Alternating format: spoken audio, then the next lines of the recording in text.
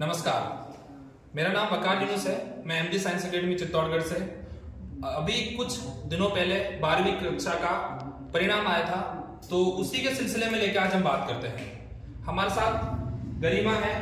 मैं जानना चाहेंगे हम कि 12वीं में आने वाले बच्चे हैं उनके लिए क्या टिप्स दे सकते हैं कि उनके भी अच्छे परसेंटेज बने।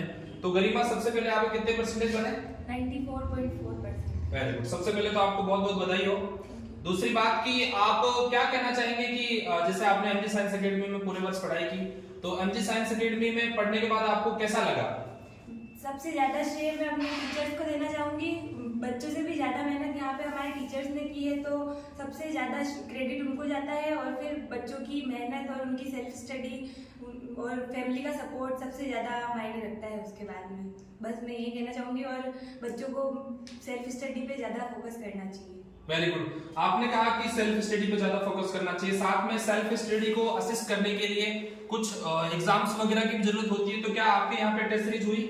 पूरे साल स्टार्टिंग से लेकर एंडिंग तक हमारे पीटीएस और डीटीएस टेस्ट सीरीज कंडक्ट की गई थी, और टीचर्स ने उसमें पूरा बच्चों का सपोर्ट किया था।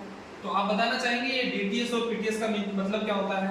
पीटीएस जो होते हैं वो 12th बोर्ड के बेसिस पे होते हैं, जो डीटीएस होते हैं वो नीट और आईआईटी के एग्जाम्स के बेसिस पे होते हैं। Very good. तो आपने ये पूरे सत्र में पढ़ाई की, तो इस दौरान आपको कभी कभार ऐसा फील होता होगा कि कुछ पढ़ाई सही नहीं चल रही है या कुछ मार्क्स आपके कम हो रहे हैं, तो उस दौरान आपने उसको कैसे हैंडल आउट किया? बीच में मेरा डाउनफॉल भी हुआ था, मेरे बिल्कुल कम मार्क्स आने लगे थे, तो फिर मैंने सुबह जल्दी उठ के पढ़ाई करना स्टार्ट किया। केमिस्ट्री मैंने हमेशा सुबह जल्दी उठ के पढ़ाई करी, और मैथ्स और फिजिक्स मैंने हमेशा रात में पढ़ी, तो उससे मेरे मतलब थोड़ा सा ऊपर बढ़ी। तो इस दौरान आपने जो पढ़ाई की उसमें आपने अभी बताया कि जो रिजल्ट है उस पे आपने कभी कभार डाउनफॉल भी आया, तो आपने उसको हैंडल आउट किया। तो इस हैंडल आउट के दौरान आपने अपने रिजल्ट को तो मैनेज कर लिया, लेकिन जो आने वाले बच्चे हैं कई बार वो अच्छे से पढ़ नहीं पाते हैं या किसी चीज को अच्छे से समझ नहीं पाते हैं, तो उनको क्या टिप्स देना चाहेंगे कि वो उस चीज को बहुत अच्छे से बेहतर ढंग से समझ सके? मैं उन बच्चों को यही टिप्स देना चाहूंगी कि कभी भी डाउट हो तो बिना हिचकिचाहट के सर से पूछ लेना चाहिए। कभी भी सोचना नहीं चाहिए कि मैं सर से पूछूं या नहीं पूछूं, और मतलब यही डाउट के बारे में कभी सोचना नहीं चाहिए कि ना पूछूं मैं ऐसे।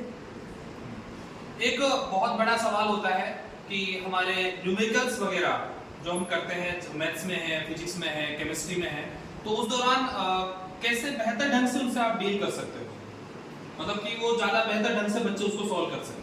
Practice is the most important thing. सबसे ज्यादा प्रैक्टिस ही, मतलब मैथ्स में तो प्रैक्टिस ही करनी चाहिए, और फिजिक्स केमिस्ट्री के न्यूमेरिकल तो वैसे भी इजी होते, तो उनकी भी प्रैक्टिस करने पे सब इजी लगता है। थोड़ी सी प्रैक्टिस चाहिए होती है। आपने बहुत सारे स्कूलों में पढ़ाई की होगी, हम नाम नहीं लेना चाहेंगे, लेकिन फिर भी आप वहां पढ़े और फिर यहाँ पे आपने एडमिशन लेके पढ़ाई की, तो आपको क्या बेहतर लगा? टीचर्स ही सबसे बेहतर है, इसलिए मैं यहाँ आई थी। मेन कारण यहाँ की फैकल्टी है, और जो टीचर्स का स्वभाव है बच्चों के साथ बिल्कुल फ्रैंक, और बिल्कुल मतलब बच्चों को फील नहीं होता था कि हम टीचर है, बिल्कुल फ्रैंक होके पढ़ाते थे, तो वो मुझे सबसे अच्छा लगता है यहाँ का। आपका बहुत बहुत धन्यवाद। आपका भविष्य उज्जवल।